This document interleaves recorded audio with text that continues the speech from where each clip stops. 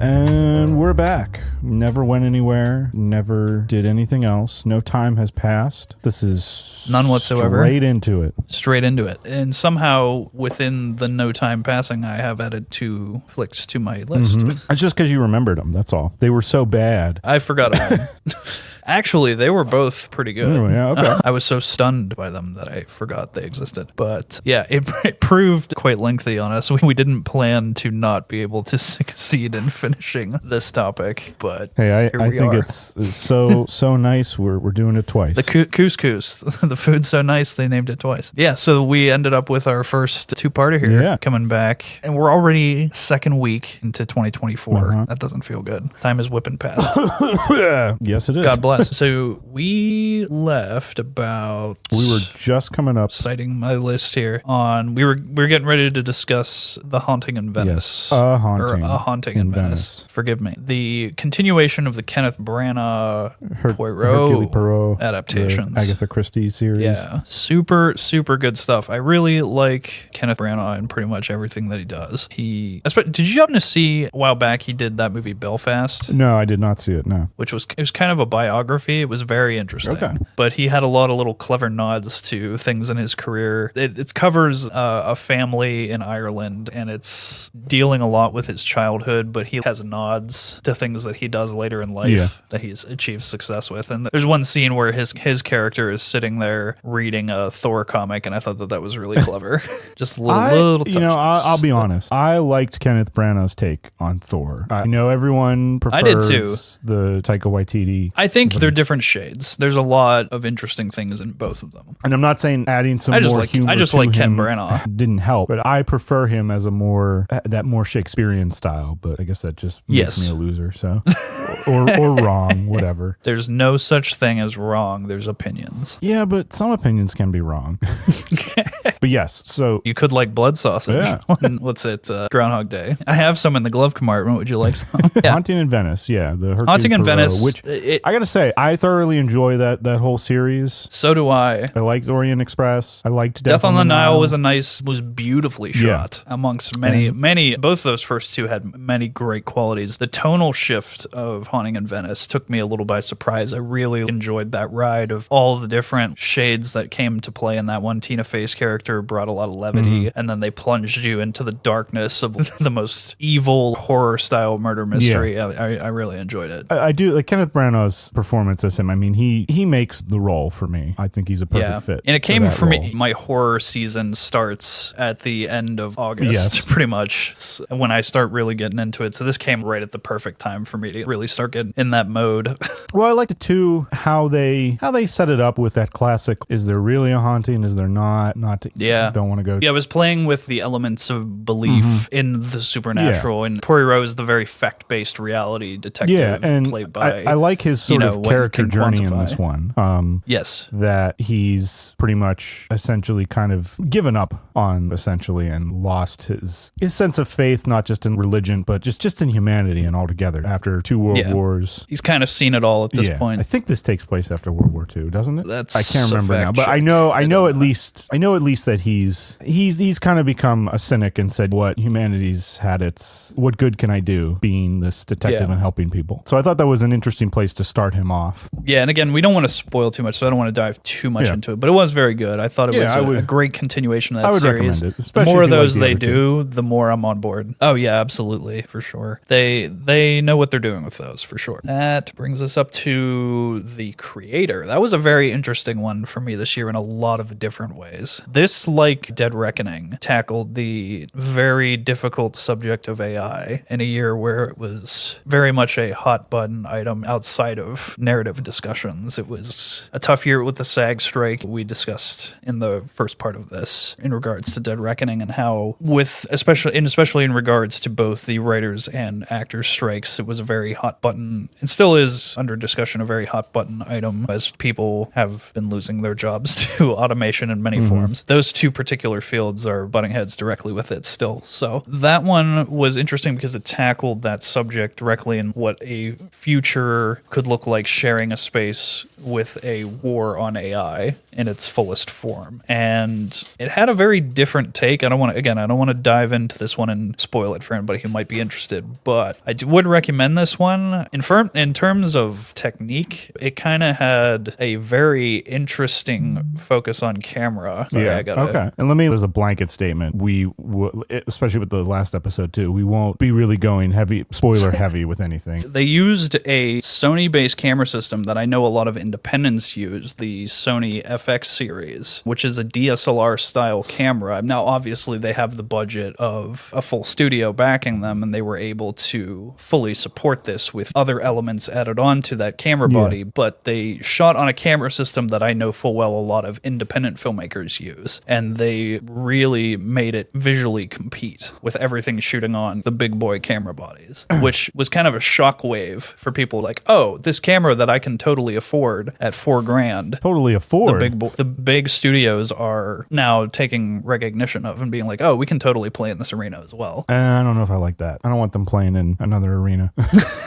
They got their own arena. No, but as far as I look at it, when a big studio production makes, completes, and puts out a film on the same camera I'm capable of grabbing and picking up, it's very inspiring from a way of, it is purely how you use it. It is not the veil between what makes a good it's not the size. Visual package. It's not the size, it's how you use it.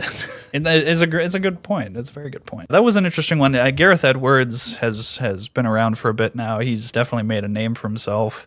His dabblings with Godzilla and Star Wars, his independent that he did, Monsters, is very interesting. Very much, he's an old school visual effects guy who decided he wanted to jump into the arena and direct at one point, and he pooled his resources from that world and proved he can compete on a number of levels. He did most of the visual effects for his independent by That's himself. Sort of the dirty trick too, or dirty secret, or one of the dirty secrets of the entertainment industry. I've always said this: you can't stumble into a starting quarterback role on an NFL football team, but you can stumble into a director's seat or of some sort, or something. I think when you bring something to that table that is unique, especially from another field where you can really articulate yourself, it differentiates you. So I think that he very much brings that to the table. He knows what's going to make a good and unique story, but then he also brings all of that experience to the table, and he brings something that's very difficult to bridge for a lot of directors and makes it very expedient and simple. So it's an interesting thing to watch. That takes us, though, and in completion of that takes us to one I've been very interested to talk about, especially with you, the second double feature event of the year that was much lesser known than Barbenheimer, but I found interesting all this, and that is the combination of Saw 10 and Paw Patrol, otherwise known as Saw Patrol. Interesting. You're really going opposite ends of the spectrum. Yeah, for everybody who thought Barbie and Oppenheimer were tonally opposite, buckle up, because this was a much more interesting combination. The Saw series was an interesting roller coaster. It has jumped to a lot of different ends of where it can possibly go. Yeah. This was kind of a leap back from where it has been going. It's been kind of leaning out of dealing with John Kramer, but I think that's left a lot of people with waning interest who were originally fans. So there's this kind of backward swing of the pendulum now to try and bring it back to being his story. So, and I think that they've made enemies of a lot of fans who liked where it was going. I don't know if they know what they're doing at this point, but they're trying different things, and it's interesting to watch. I didn't dislike Saw 10. I know a lot of people did. Definitely had some cheeky, I'll call them post-credit fan moments. Yeah, okay. Without spoiling what they were, but definitely stick around for after the credits on that one. Where they may be taking it next, it could be interesting. As always, it's a great morality play of playing with intentions and consequences of act. All that fun. So, and then there's always that great theory that it's John Kramer is an older version of Macaulay Culkin from Home Alone. What? So, I've never heard that. You never heard that one? It's fun. I definitely recommend looking that up God. on Reddit and stuff. It's fun. Where do these things come from? Yes. People with way too much time. Way too much time. But yeah, that in combination, I had never seen anything related to Paw Patrol.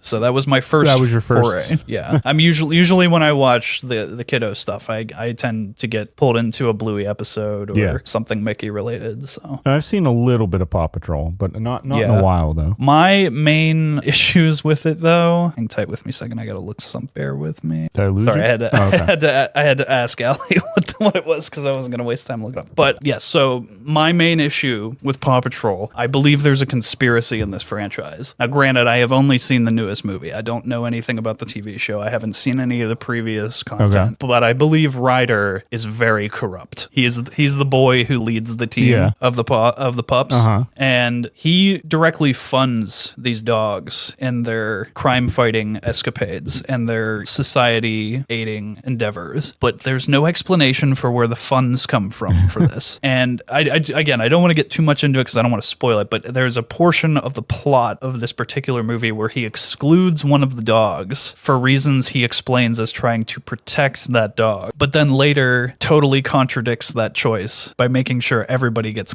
included in the fight against the main conflict. And I had grave issue with this. This completely, did this ruin? No, the whole I got thing for you? very heated about it in debate after the fact, and I needed to express a lot of opinions on Ryder in Paw Patrol because this dude is shady. I don't trust him.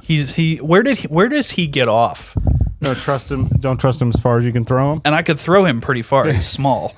But yeah, I want to raise that. Anybody who is even remotely a Paw Patrol fan, dig into this dude. Let's Reddit this out. Let's find out as much info on this dude as we can because I don't think he can be trusted. I don't think he can be trusted at all. Continuing into our horror season, Exorcist Believer. Yeah, how was this one? Did you not see it? No. I had heard too many negative things, and I was like, I'm good. Yeah, let's just say David Gordon Green is doing himself no favors. None whatsoever. Yeah, his Halloween trilogy has very mixed reviews with the fan base. I know a lot of people bitterly hated the third installment of that trilogy. Was that Halloween? And Halloween 2018, Halloween Kills, and Halloween. He directed and co-wrote all three of those. But as soon as they announced that the Exorcist Believer was happening, a lot of people started side-eyeing it and questioning it. All right, if they're going to do this, it really needs to deliver. Yeah. And I know it fell flat for quite a few people. There was a lot of negative press on it. It tried ambitiously. In my personal opinion, it didn't hit the success that it needed to justify resurrecting a classic. Well, yeah, and that's what I had heard. But that being said, I don't think it was completely as terrible as some people made it out to be. You got to ask yourself too, always if you're going to do something, if you're going to try and bring something back or reboot something, you got to ask, why are we doing this? A lot of times it's just like, because we think we can make money off of it. Well, it's too,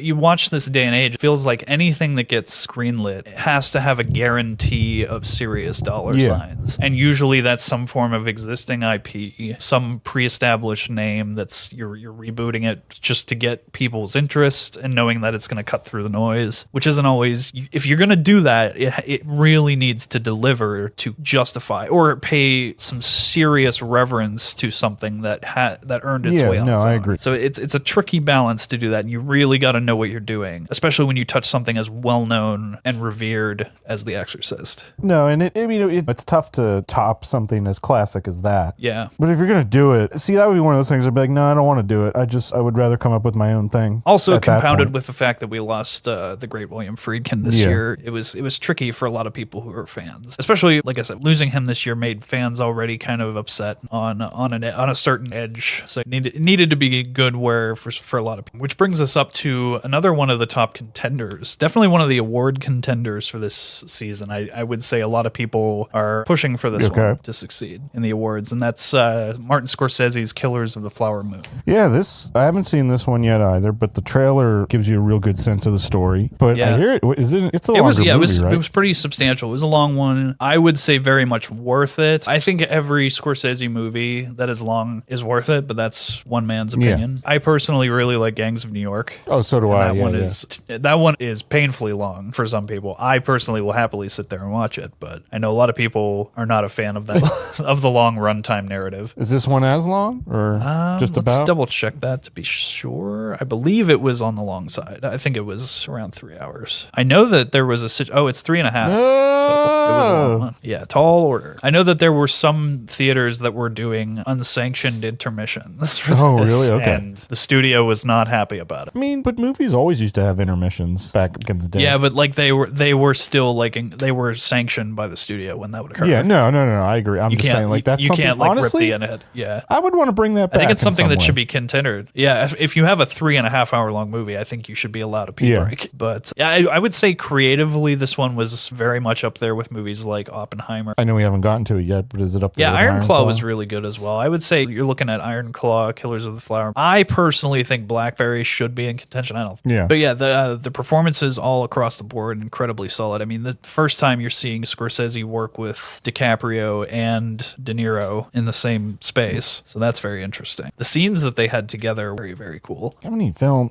Yeah, he's done a lot. But the story itself, too, the history there, without getting too into it in spoilery, very interesting stuff. A lot that I personally did not know before, but I've since looked into and researched. It's a fascinating piece of history. That's one area of history that I am ashamed to admit that I don't know much. If It's my anything favorite about. kind of unfolding for a narrative, too. Kind of in the way that Chernobyl does it. It's like it shows it to you and you kind of feel a bit of shame that you didn't know it, but it's like you're glad to have been shamed in that way. I think that's a great way to present material like this. But that's one, if you're only going to watch a couple this year, I would put that on that list. Even though I know it is a bit of a longer runtime, I will vouch and say that it is worth it. But if you're watching it from home, take your own intermission then. I mean, why not? Exactly. You got that pause This is button. where I've always said. Yeah, that's what I've said.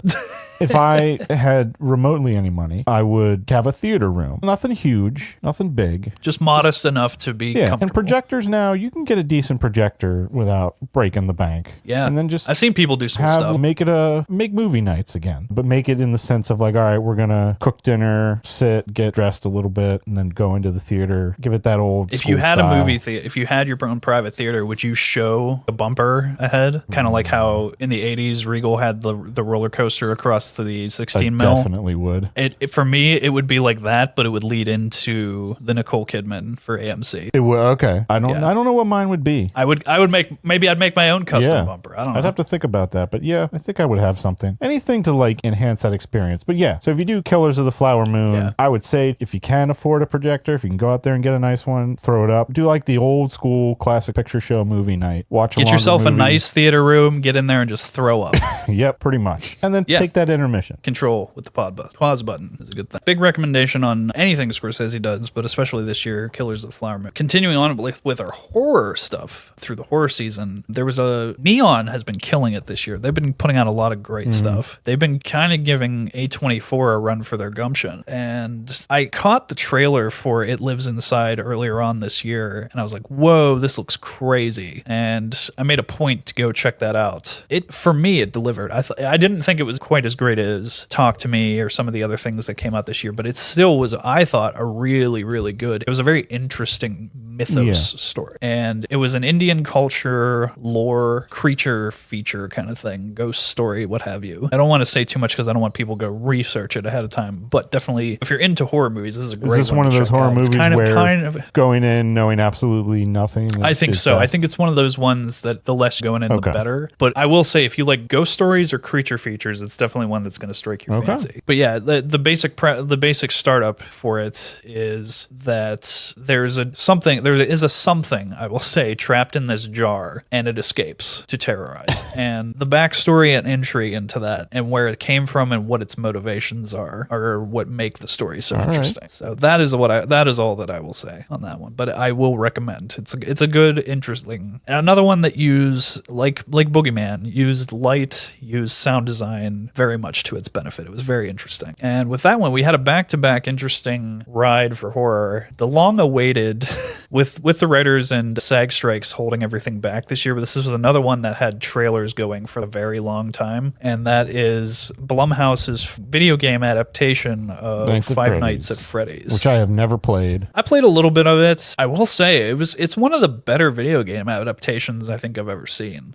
I don't know how to take that. Yeah, it's the only other one I would say it was like truly deeply successful at capturing the core story it was going after would be Silent Hill For all time? for like all time. Oh, wow. Yeah, I think the video game adaptation is a very elusive animal. Well, yeah, I mean, I tricky to still, grab. I And still this is hold one of the the 95 this sits Mortal apart Kombat in a movie up very there, as bad as it is. I'm like, well, they're definitely getting Oh, the yeah. spirit of the game, but the movie's Yeah. so. we've discussed a million times over. It's more often than not. It's just it's better to let it Be- in the medium that that was it's designed designed for, yes. Yeah, and I think that there's something unique about games, and trying to cross that boundary is just inherently impossible in a lot of ways. So I will say this for Five Nights at Freddy's: it did what very few have ever achieved in my book. Is it a cohesive movie? Yes, Okay. it stands very much on its own legs too, and I think this was a big win for Josh Hutcherson because I think that this was one of his most successful roles, in my opinion. All right, how many thumbs up would you give it? You know, I don't like to put a number on things, but I would say a solid 4.5 if I were. I enjoyed it personally. I thought it was great. It's one of those ones that does have a spoilery ending, so I don't want to dive too much into the plot. But Josh Hutcherson's character is a struggling stay-at-home dad type, even though the young girl he's taking care of is his little sister. And the story intrigue goes into Hutcherson's past about a traumatic event, and he's dabbling in lucid dreaming to retrieve information from a particular event in his past. And it's interesting how to watch how all that unfolds in this style of Blumhouse is coming up with some interesting material. I gotta say, and I'm interesting to watch. always thrilled when a smaller studio or even any independent is Yeah, cranking stuff they're out. definitely one of the ones driving horror home. I mean, they were also responsible for Insidious this year, as well as Megan, a number of other things that came out that I wasn't able to catch, but they're doing some good and interesting stuff. Oh, that brings us to, did you by chance catch any information on the Marsh King's I did Daughter? not. This one, out of all the movies on the list, this one completely. Yeah, it had eludes very me. minimal marketing. I actually didn't know about this one. I was invited along to check this one out, and I'm very glad that I did because it was a popularized book. It apparently did very well, and I had not heard of the book, but a lot of people were flocking to check it out because of the notoriety of the novel. But I didn't know anything about it. Starring Ben Mendelsohn and Daisy Ridley, and it's one I kind of don't want to say anything about. I didn't know anything going into it, and I had I'll say this, it had an interesting effect on my perspective because a lot of people who saw it read the book and knew where the narrative was going and what they were getting into. I had no preconceived notions, and I thought that was a very interesting way to dive into this. Well, honestly, that sometimes can be the best way for anything, you know. So this one I will actually say very little about. Other than that, I really enjoyed it. And I will give some tones for it. It's very much in a thriller vibe, and it is a father-daughter story that will very much shake your perspectives of the thriller in interesting ways. I really enjoyed it, except for one aspect. I will give it one critique, and that was its color grade. Its color grade made me angry. But would that affect someone who's No, wouldn't, not okay. at all. But from somebody who has done that. No, work yeah, in the that past, I completely understand. It annoyed I'm me. saying for a more general audience, though, is it bad enough to the point where it's No, okay. and honest to God, unless you've sat and like done a color time process, you wouldn't even notice. But it did annoy me. But yeah, would recommend Marsh King's Daughter if you get a chance. Check it out. I think it's some of Ben Mendelsohn's best work in a while, and I also think that it's one of Daisy Ridley's best roles. I'd put it up there with The Murder on the Orient and some of the other. I do like the title. Yeah, it's very interesting. I personally think you would love it. I think you should check it out when you get a shot. All right. But yeah, very good. Bringing it up to Priscilla. Another one. Had you heard Another anything one I was about, like, about the hell is at all? this? Yeah, so this was the latest and greatest from Sofia Coppola. I've been a big fan of her for a while. She's just done some interesting work, and she obviously has the grand pulpit to stand on. Her dad started American Zoetrope and is responsible for The Godfather, and some of the most legendary stuff. So it's interesting to watch her kind of unfold and take things on. But this, I think, is my personal favorite Sofia Coppola movie. This one, okay. Yeah, so what it is that this is kind of a biopic on Priscilla Presley, who was Elvis Presley's wife. Wait, no, I have heard. Okay, yes, I do. Yes, okay. Yeah. I have heard a little bit about this one. Another bringing in talent from HBO A24 collaboration known as Euphoria. I'm sure a lot of people have heard of that show, but it's the talent involved in that show is being used for a lot of things. That show's currently on a stall because there's a contract that Zendaya can't work on it until she's finished with Dune. Her time is prioritized to that. So the show is on a hard stall right now until she's available to work on it again, Euphoria, and they've already lost a couple of characters who have aged out and have moved on to other things. So it's an interesting animal. It's already known that there's going to be a time jump for Euphoria when they do eventually return. But that is a very interesting show. It's a very dark high school show, but I've seen it make its way around in the memes or whatever, whatever it is now. Euphoria or Priscilla? Euphoria. Yeah, and I think in Priscilla, Jacob Elordi, who is the connection to Euphoria, he's had a very interesting year. He's made use of his time off of Euphoria in a couple of cinematic endeavors, and I think he was a very interesting choice for Elvis. And it's weird because they're coming right hot off the heels of the Great Gatsby director's big biopic on Elvis, so there's a lot of pull on that period of history at this point. Baz Luhrmann's. Am I saying that right? Yeah, Baz. As far as I've heard it, it's, I don't know, maybe we're insulting him, I'd hope not. Yeah, I dig Baz Luhrmann, or Baz Luhrmann, however pronounce, but Jacob Elordi was a very interesting take. It was a more cynical, more tragic, dark look at the world surrounding Elvis. I don't know what I was expecting going into this, but it was something very different for a biopic, and it was a look at the people who aren't soaking up the limelight in a lot of ways and how it affected them. Yeah. So it was something very different, and I did enjoy it. Do you recall the movie The Waitress? Yes, I do. It was very much in that vein for me. I took it a lot in that style, and I don't know, there was something about this one that I really did enjoy. That is one, this is kind of off topic, but I did see the Luhrmann's Elvis film, and one thing particularly about Elvis, that one of the things he ate a lot was, what's it called, like fool's gold or something, I think is what it is, the type of sandwich it is. It's literally like, I think it's like Italian bread, like hollowed out with, it's like a peanut butter and jelly sandwich, and then there's bacon in it. Yeah, I have not heard of this. I have not seen that adaptation yet. Oh, okay. I think at one point he famously, when he was doing his performances in Vegas, his residency, I think he famously flew all the way somewhere, got and ordered, I don't know, hundreds of these sandwiches at once. It's That's like a crazy. PB&J sandwich, but on Italian bread, I think, and then there's bacon in it. I think it's called Fool's Gold, but it was just interesting, since we're on the Elvis topic, that I did see Luhrmann's take on Elvis, and it does have that flair to it, as his movies do, but it certainly, I think, has that same darker look at it as well, but tries to leave it off in a more upbeat note, no pun intended. A bit I did enjoy that one. It was a surprising topic. Then the following, I saw the latest installment of The Hunger Games, which was off of a book that goes before the events of Cass Everdeen in the franchise. I think it was, I don't know what I expected going into this, but it vastly exceeded my expectations. I saw it twice in theaters, actually. I got to check it out with Jordan a second time, and I liked it even more the second time I saw it. That's always good, if you can like something the second time. Great performances. I was surprised at the cast. I had not known the gentleman who played Coriolanus Snow before, but boy, did he sell the emotions. Making a previously villainous character likable is a tricky task, and he achieved. But yeah, I would, if you're fans of that franchise, I would definitely recommend that movie. If you're not, I would recommend checking out the four Hunger Games movies before seeing this, because it adds an appropriate context to what they're for with this. But all the same, it was a great movie, great story, and beautiful, absolutely beautiful to look at. I'll have to. It's been rough for me this year in the movies. I haven't seen as many as I would have liked. It was a hefty year for me. There was a lot going on this year. I did see, to backtrack a little bit. Yeah, I did see No Hard Feelings since we started recording this, because no time has passed. No time has passed. You were just droning whatsoever on. I managed to go watch it. You snuck out and I didn't notice. It wasn't bad. I enjoyed it. I thought Jennifer Lawrence did a great job. There were some things, and I'm nitpicking here, but I bring this up as like a teachable writing lesson moment. Yeah. We talked that she loses her car. That's like right off the bat. Mm-hmm. And she's an Uber driver. So she's essentially finds these rich parents who want to get their son out of the house, and like, hey, if you can date him, quote unquote, we'll give you. Date him hard. Yeah. We'll give you our, was it Buick or something? Yeah. It's not even a great car.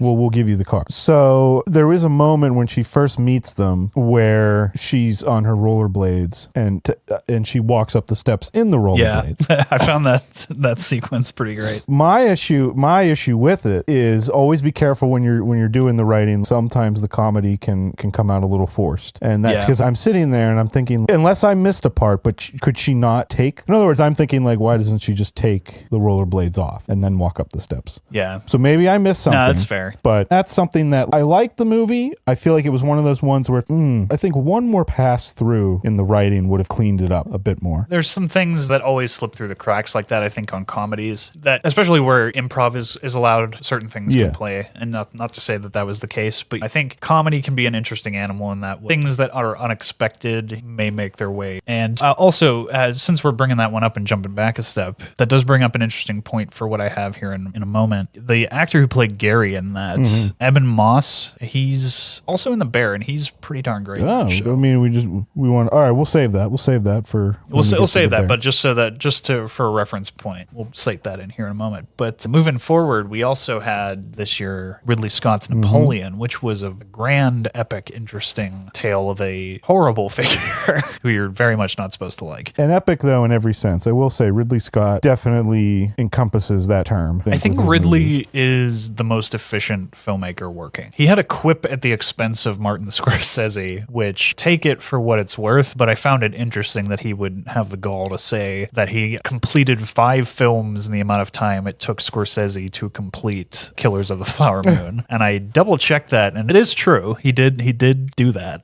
He completed 5? He completed 5 movies in that amount of time. Now, granted, Scorsese had a lot of setbacks, and it was a big endeavor to complete Killers of the Flower Moon. So take that for whatever it's worth, but it was an interesting comment. Fair.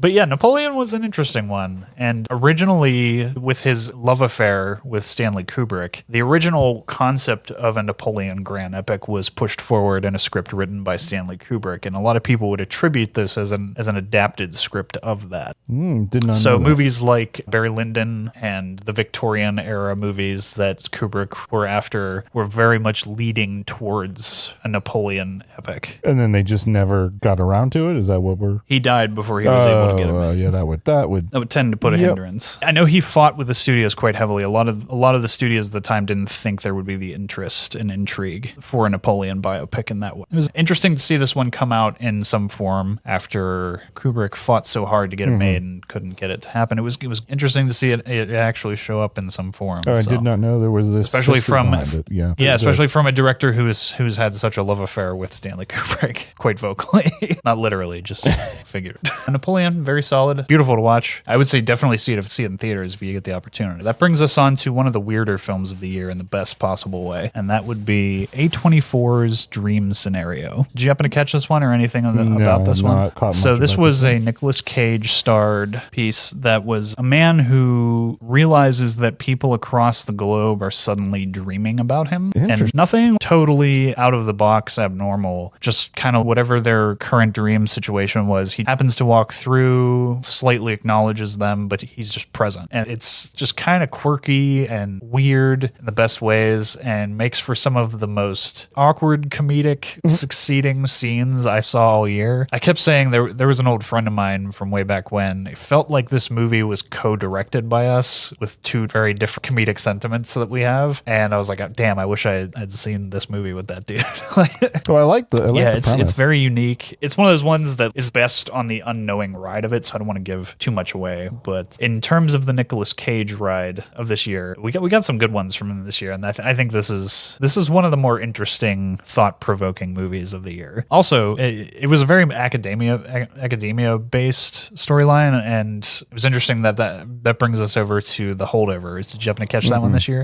I told you I did more reading this year. Yeah, that's fair. I just don't worry, my time's coming. Holdovers, I definitely think you'll like, because we've talked before about being fans of John Hughes' Dutch. This is very much in the same vein of that. It's stylized like a 70s movie, and Paul Giamatti's character is a professor, takes note of a student who has nowhere to go for the holiday. Very much in the same vein of Dutch. Very funny, very interesting movie. Beautifully stylized. I had a lot of fun with it. Yeah, would recommend checking. A long list of great comedies this year, but that brings us to by far the most up movie I saw this year. And this is Saltburn. Feels like it was made by A24, but surprisingly enough, it was not. And another performance by Jacob Elordi in his off time from Euphoria. And another one that I would prefer to say as little about as possible, because I think that the ride of it is the most interesting part of it. Saltburn. If you're into very sexually strange, go on, power infused, psychologically bending in the sometimes abusive Tell me ways more. kind of storyline, I think you'll be interested in this movie. No, not for me. If movies that really test your morality senses of I can't even really put this one into words. Just it's really up.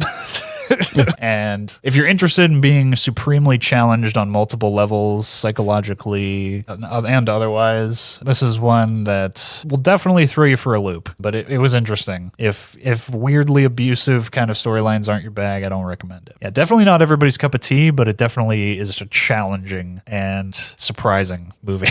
Also, I mentioned in part 1 that I got to check out in theaters the Jurassic Park again. I also got to see for the first time in theaters James Cameron's The Abyss for its remaster re-release. Oh, okay. Yes. This was only one day, right? Yeah, they only had one showing in Pittsburgh, and I was like, oh, I'm going. And I felt bad because another friend of mine who I know is a super fan of The Abyss. He never leaves Pittsburgh. He was out in Florida for like the only time that this was showing. He's like, damn it, there's nothing here. I can't see it. So I scooped him up a poster. I felt bad. So it was gorgeous. The remaster is great. I know a lot of people have issue with Cameron's team who's doing the remasters. There was a big strife for some of the physical collectors that I know that were not fans of what they did with Terminator 2. I personally enjoyed that remaster. It was done by Adam Greenberg, and I thought that his team did a great job. I mean, he was physically there for all those days of photography, so there is nobody that would know better than him how to recolor and retime all that footage. So I leave it to their team. I personally thought The Abyss looked absolutely gorgeous, redone, remastered time. They did all the right things to touch up the effects and everything. Everything just looked as you would remember it, but more crisp and more beautiful. No, that's definitely one. Hats Yeah, off. and that's one Hats off to them. that I can always remember being on like TV and wanting to watch. It has that good sense of that right sense of balance between drama, comedy, horror. There's a really good tonal balance in The Abyss. It's kind of like if Avatar had a baby with The Thing. Yeah. With a bright and hopeful tone to it. No, yeah. If you've never seen The Abyss, I would definitely. Yeah, recommend that. and Cameron's team is working their way through his catalog and remastering all his stuff to absolute top notch. So it's cool to see them pump out. I know they got True Lies coming. There's a big remaster that's been long awaited for Aliens, making its way out here soon. So a lot of cool stuff coming from their team. Cool to watch it. And like you said, definitely check it out. If you didn't get a chance to catch its very limited re-release in theaters, the physical copy is out coming soon here. So definitely scoop it. Support physical media. Yeah, and then I know I'm going to ask you this for like every single one of you. Did you happen to catch Wonka? I have not. I was caught Wonka pleasantly yet. surprised with this one. I had pretty low expectations for it. I actually didn't know that it was a musical. I had some inkling. Oh, from it's a musical. the marketing. It is a very thickly infused musical with its tones. There's a song pretty much every other scene. So song and dance. It surprised me. I wasn't the most hot on the idea of Timothée Chalamet being the Wonka himself, but he did a great job. I did enjoy his performance. Wonka. It was great. The Wonka. There was some rumor,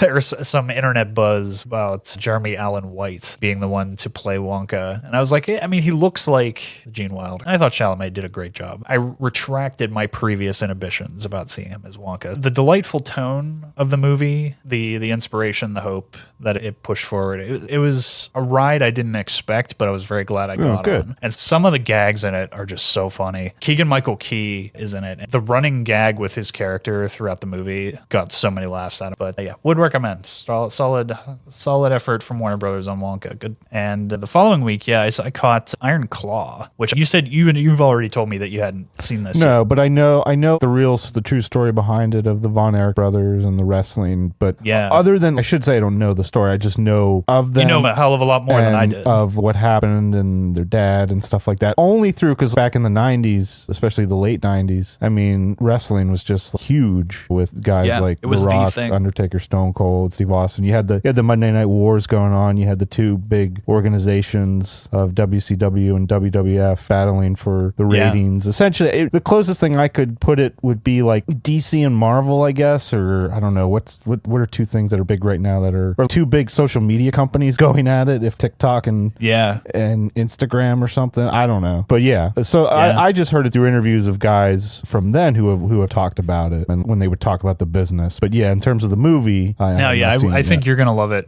I thought initially going into this concept that was the last I was going to be able to get under the belt for this year in terms of cinematic releases, but I managed to squeak in 3 more. God damn Right it. before we started part 1, I literally was hot off the heels of racing back to the seat to be able to record with you and talk after having seen Boy and the Heron. You and I are both big Miyazaki fans. You even more so than me, but I enjoy him, and I think me personally, I definitely don't want to spoil it for you or any of those listening for us, but I may be so bold as to say it might be my favorite Miyazaki. That is, I gotta say, those are some words and there. Previously, Spirited Away was my favorite. Maybe if I was forced to really debate it, Princess Mononoke. This one delivered hard, and especially having slept on it a few days, not to put a time frame on us here, I did really, really, really enjoy it. All right, I'll have to. That'll probably be out of all the ones. That'll probably be the one I. Yeah, catch once it's out, first. I will for sure be picking up a copy. Following that, I managed to squeak 2 more in a double feature. Of this year's many interestingly paired double features, I checked out Ferrari and Migration. Ferrari was interesting. I didn't know what to expect from this. It was very much stylized like The Godfather. It was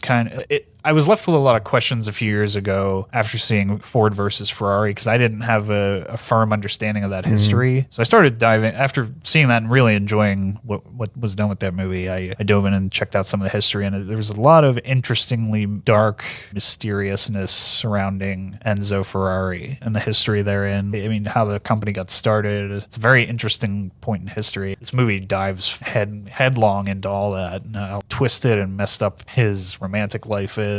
Michael Mann knows how to make a movie. I will say that much. I don't think know that he it's a did this. perfect movie. Yeah, no, I didn't either until I'd caught the trailer a few weeks back, and I was like, oh, and also another great flick from Neon. Neon had a bunch of really interesting stuff this year, so and they got even more planned for next year. So definitely watch that studio. They got some. Yeah, Ferrari was interesting, and Adam Driver, not who you would expect to be great in this role of like an elder car mogul, but he threw it forward, and he knows how to make an interesting character, and I think especially the polar opposites of him earlier this year with 65 and a big action role compared to this very character-driven corporate piece almost. I mean, it was interesting to watch him play two drastic sides of a coin. Following up from that, the last on the list for us here, at least in terms of cinematic releases, was Migration from Universal's animation studio. I was very pleasantly surprised with this flick. It was very cute, very, very funny, well-stacked cast. I didn't even know Danny DeVito was in it, but yeah, very, very good movie. I would recommend checking out Migration. Left me feeling great, and I can't say that about every movie on this list. So a lot of fun, a lot of laughs. Yeah, sometimes Enjoyed you just it. need a solid, fun. Again, I did not expect a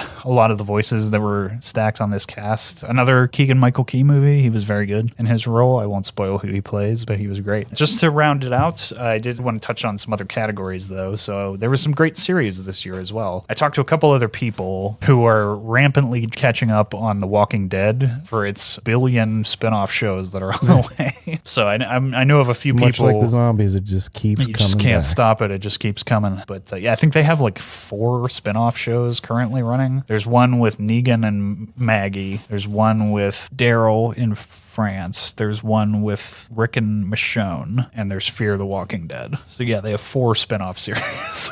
That's insane. But yeah, I figured I'd at least to give them a shot and try them. I was going to catch up and check out what they got going on. So that yeah, they're all on their way. I think there's already a season of Daryl. Yeah, so there's those. The Bear is my I've heard a crown lot jewel of for this people year. say this is something good, something 2 special. seasons deep. This year's was the 2nd season of this series. Cannot sing this show's praises enough. As soon as I didn't even get 3 minutes into the first episode, and I was completely hooked. That's some high praise. Jeremy there. Allen White plays this owner of a restaurant who is desperately trying to spin it off of its downward spiral. And you slowly begin to understand the dynamics of how he acquired it, what the situation is, what his motivations are for wanting to put in the effort and time to do this, as opposed to build something of his own from the ground up. It's a very character-driven piece, but but also one of the most inspiring things I think I've ever seen. One of the most inspiring series that I've ever seen, I would say. Great characters, great, perfectly written episodes, and one of the most finely tuned edits in a TV series I think I've ever seen. Cannot sing that show's praises enough. What's it on? But definitely check it out. It's on Hulu. It's an FX show, but I think it is exclusive to, it's an FX show on Hulu. That's the best way to watch it. Yeah, so that, and also on Hulu, continuing its run, have you checked out Only Murders in the Building? I've seen a few, yes. I actually really enjoyed it. I came into that right around the time you and I were coming up with the concept of the study, so it kind of aired its way in through that, and I find the dynamic of Martin Short and Steve Martin to be eternally entertaining. Yeah, and then you throw Selena Gomez in there. I think that's like a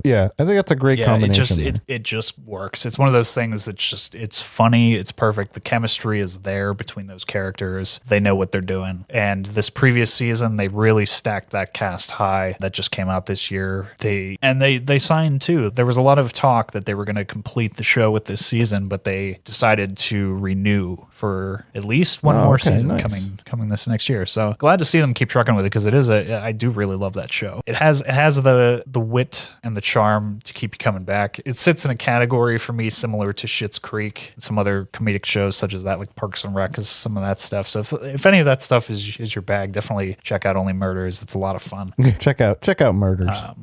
Check out Murder. Yeah. Some of the other shows, I don't want to really dwell too much, but there's some recommendations I can make. We had previously talked about The Last of Us on HBO. Another one of the very interesting video game adaptations. What I loved about the HBO series was that it didn't try to copy the video game and just tell that story. It very much tried to present a tangential experience, as we've previously described, and I think it succeeded in spades at doing so. Gave you more of what you already know in the best ways, I thought. And Succession concluded this year, which was a very interesting ride. For anybody who hasn't watched that, I encourage checking it out. Yeah, we'd also talked Fall of the House of Usher. Yes. That's very interesting. That team has done some pretty great story adaptations. They also tackled Dr. Sleep a few years back. Did what nobody thought you could do, and they made a sequel to a Stanley Kubrick film and successfully made a Stephen King adaptation with his seal of approval, which is a hard thing to get. Anytime Mike Flanagan's attached to something, that crew, they do great work, and his style, it just is a bit tantalizing. He knows how to make it dazzling. Also,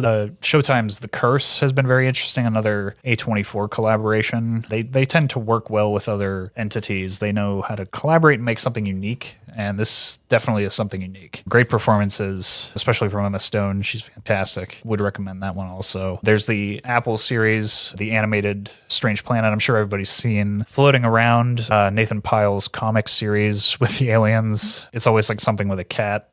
And like the aliens like holding the cat, and he's like, it's vibrating. Stuff like that. It's great to see him like rise to such success. Like it's rare for like a panel comic artist to make it to that level of stratosphere. So it's cool to watch him just keep riding that wave of success. And then the endless Star Wars and Marvel series coming out this year. A lot of that stuff out there. I was a big fan of Loki, time travel, big one. Enjoyed that show. It's going to be interesting to see if they continue it. Again, very much impacted by the loss of Jonathan Majors. Yeah, that'll be Marvel. Though I guess they can figure a way around it. I mean, but I only bring up because he was so centrally infused in that show. So if any show has the gumption to do it, I mean, like they have the whole multiverse aspect at their fingertips. They can twist it. Yeah, be interesting to watch that one. And we have Gen V, which was a sideways spin of the Boys franchise. Sideways spin. Very much love that. Yeah, it was kind of like I don't want to say spin-off, but it kind of is a spin-off. It's like a teen. It's almost like satirically so, like a teen spin-off. But yeah, like it expands the world of the Boys and that like jock take on superheroes.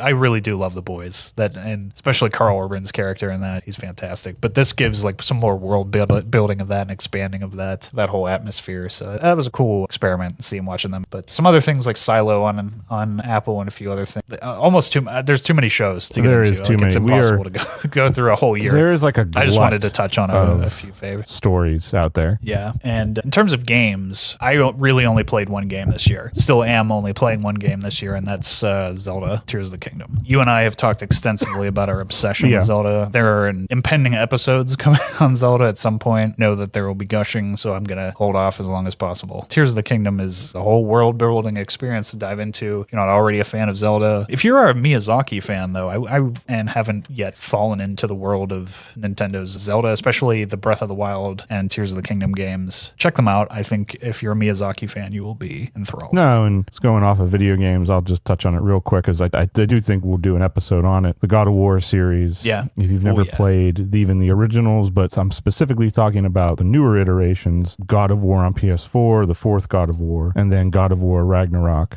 which came out a year ago now, but I played it this past year. Yeah. Definitely, once again, pushes the video game medium up to a status of like, how can you not take this as storytelling? It's a different form, absolutely, but it still is. And Christopher Judge had some very, very interesting comments recently. Very thought-provoking industry type comments. Do you know what? I'm not sure what comments you're referring to. I forget specifically God quote damn for it. quote, But yeah, it give me the was- gist. Yeah, basically, it was a lot of commentary on like Game of the Year awards and stuff Mm-hmm. like that. And I think he had mentioned that his speech was longer than the narrative of the winning category or something to that. Oh, okay. A lot of shots fired type stuff that was like, oh, you go, man. And like every time I see Christopher Judge pop up, even back to like when he was in Dark Knight and a few other things, I'm always reminded of him as Teal'c from Stargate. I was like, this dude's just killing it. I mean, I love him. His voice, his performance as Kratos, the voice that he lends to it is honestly one of the best performances I've seen from an actor. I'd say for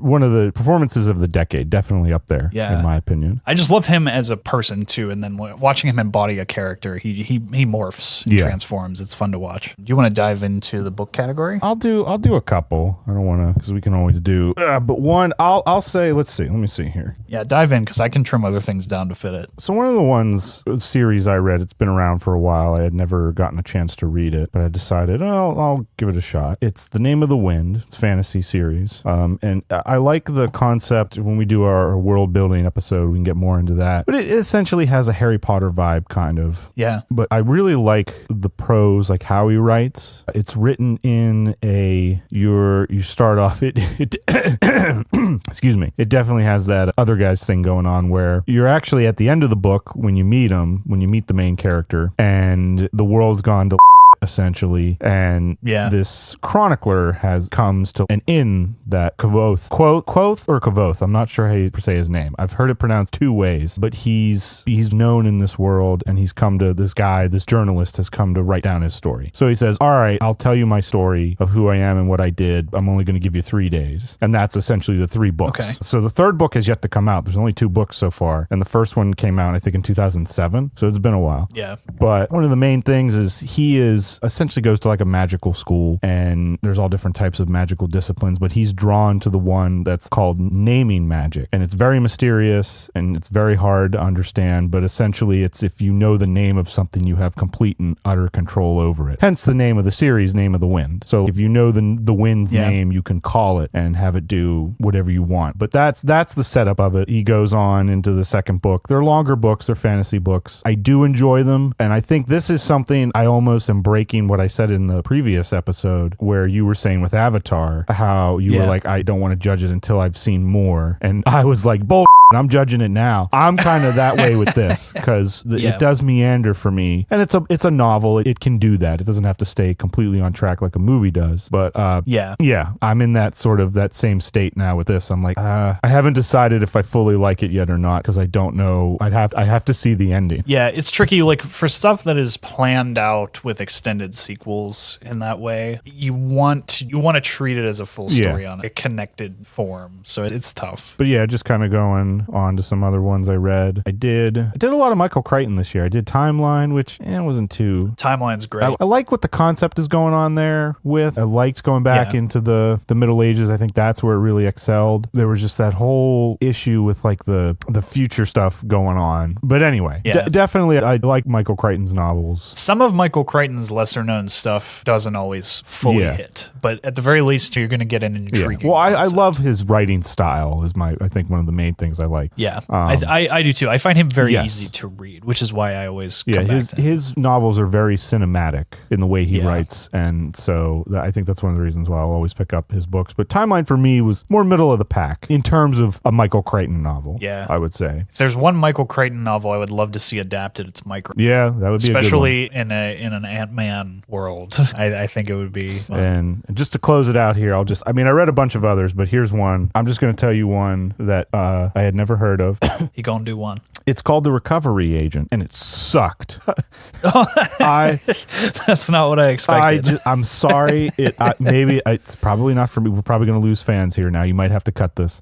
Cut that. I just could not get into it. Maybe it's not written for me. Probably not. It's obviously not written for me. Yeah. But holy hell, this was only put it this way. I once read War and Peace in 3 months. Okay, that's not me trying to brag or toot my horn here or anything, which I think is pretty substantial. Might have been 4 months, but War and Peace in 4 months. I'm like, okay, that's fair. I think that's a good thing. This one took me the entire year to read, and it's only a 350 page book, double spaced. It took me the whole year because this was the one I was reading in between when I didn't have anything to read. When I was looking for something else to read, this is what all right, this will be but I don't know. I don't know if it was just the story. Well, it was the story, but the way the characters are written, how formulaic it came off, for me, this does everything that I was taught or have read not to do when it comes to writing. Now, maybe that's the whole point of the story, and in that case, I'll tip my hat to the author. I'm like, all right, you did a good job then from there. I personally hate stuff like that. I hate it when you try to troll the audience or it's no, just give me something good here. It was one of the more painful reading experiences of my life. I did not finish it 5 times, but then I ended up finishing it because I was like, screw it, I'm going to just finish it. And then when I did, I was like, oh, thank God, it's done. Yeah. Sometimes you just have to power through and finish it out. Yeah. But just for the sake of completing it. But the Recovery Agent. It's essentially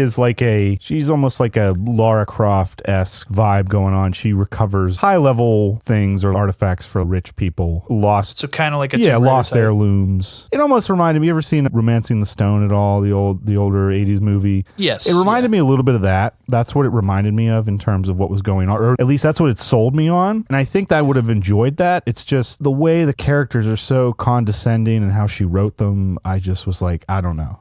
Maybe I just can't get into this, but I'm basically now just about this book that took me a year to read. No, that's fine. Yeah, sometimes something can challenge you in an abrasive way like that, and you just don't jive with it, and it's unfortunate, but you tried something. Yeah, no. I think there's. But I would say one of my favorite books too of the year. I actually went back and read the Iliad, and that's cool. I thoroughly. I've actually never read the Iliad. I have read the Odyssey. Yeah, and maybe we could go into more in depth another time. But I will say, for me, knowing more about the history of a story. And I never used to read the prefaces or the stuff that someone puts in the foreword, the acknowledgments, whatever, before you get to the actual story. And for this, I actually did read that, and having read that really enhanced then, I kind of understood. I'm like, oh, okay, this makes it better for me, at least. Sometimes I want someone to tell me what this scene means and why it's lasted and why it's good. And then because for me, that sometimes it doesn't make it boring, I think. It's almost like how Penn and Teller, they always show you sometimes how they do their magic tricks, but it can still be entertaining because part of it with them is the comedy, so it's you get a bit of a double. Yeah, you show there's still skill involved. It's like watching someone. Here we go. I'm coming back to the food analogy. Someone baking or cooking. I'm still gonna enjoy the food if it's good, but seeing you do that, letting me look behind the curtain a little bit, giving me some knowledge about here you go to help you along, especially something as old as the Iliad. I think is just it works, and I think it helps. So don't be afraid to do some research beforehand on a story, especially something old like that. I think it can really boost the enjoyment factor and get you into it better. I mean, you and I have made clear at this point that we do that quite extensively, and I think it's a fun way. For me, the more I can dive into maybe the history or the surrounding information around a topic, the more I can dive in. Like Titanic. When Titanic came out, I became obsessed with learning the history and of the real event and diving into all that. Beyond the story itself, you can get obsessed about a topic and really absorb a lot of information and learn. That's half the fun for me. So, and that too is maybe that makes me a freak and a weirdo, but I do enjoy research. No, and even if there are some, if it's a historical movie and there are those inaccuracies, for example, I know everyone gets on Braveheart a lot for many reasons, but one of the big ones is the airplane. It's not historically accurate or not as historically accurate as it could be. And I'm like, well, that's fair. I'm not saying that's not true. But if this is sort of just the catalyst to getting someone interested in the actual history, then hey, why not? Yeah. I'm for it. Because sometimes reading from a textbook or just someone telling you history can get boring sometimes. Even though I love history, if you're not into it, that's why sometimes you got to jazz it up and turn it into a narrative. And if that can at least, I'm sure in Napoleon, for example, I'm sure it's not completely historically accurate. Oh, there was a lot of complaints over it and people saying things weren't accurate, and Scott had his jazzy repartee to those. So. But if it gets more people interested in learning about the real Napoleon and that historical era, then I think it did its job. And if it entertained you, I would agree. Hey. Yeah, for sure. I think that 2023 was a very, very meaty and interesting year. There was a lot going on, a lot that I still have to catch up on, some of which include David Fincher's The Killer, Wes Anderson's Asteroid City, a little Netflix film called Leave the World Behind. But I thought for as much effort as the two of us put into absorbing stories this year, I thought it was worth taking a look. We got a chance to get under our belts. There's definitely still more to dig into from this year. I will keep releases that I wasn't able to catch up on my radar, but for the main focus, it's moving on to 2024 and tackling what releases that this year has to offer. I think it was a successful story year, and I look forward to what's coming next. Ditto.